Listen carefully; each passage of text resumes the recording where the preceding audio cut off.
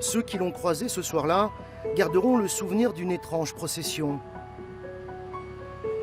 Mais pour les hommes du convoi, il ne s'agissait que d'un aller-retour, un de plus, dans un univers hors norme.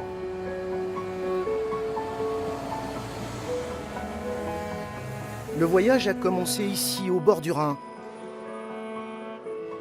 sur un quai de chargement anonyme qui ressemble surtout à un immense jeu de construction. Ces pièces détachées sont celles d'éoliennes. Transportées par bateau depuis l'Allemagne, c'est maintenant par la route qu'elles vont rejoindre le Jura. Et ça, c'est justement la mission des équipes de Monsieur Schmitt, des pros du transport en mode XXL et dont le savoir-faire se résume en quelques mots. Concentration, concentration, concentration.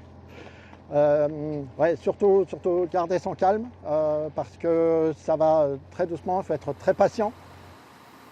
L'entreprise Gutmann est allemande, tout comme les éoliennes conçues par le groupe Enercon. Le convoi des pales nécessite à lui seul une incroyable logistique. À chaque voyage, ce sont 3 poids lourds comme celui-ci qui prennent la route ensemble. Une expédition encadrée par des pilotes qui doivent ouvrir l'œil Und du, Silvio? Ok. et maîtriser la langue de Goethe car les chauffeurs ne parlent pas français. Vous vous connaissez pas forcément?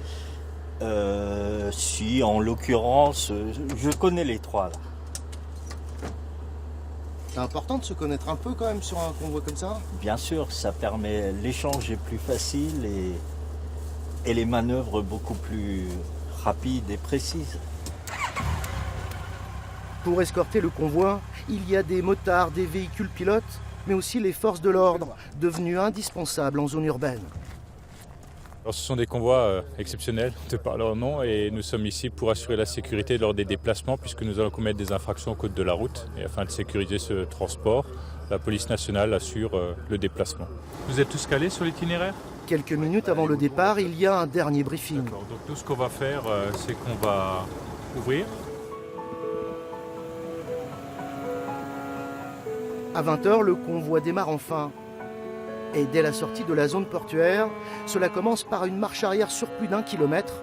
La circulation est bloquée.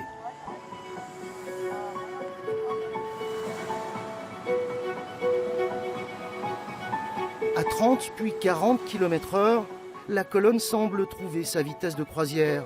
Mais le passage des ronds-points est toujours un défi. Les pilotes guideurs comme Denis entrent alors discrètement en action.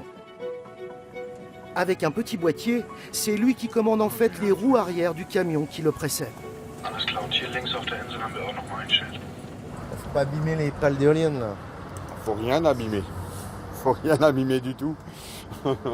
Ni les pales, ni, comme dit encore une fois, le mobilier urbain, les murs de façade, tout. Faut surtout rien toucher et encore moins casser, quoi.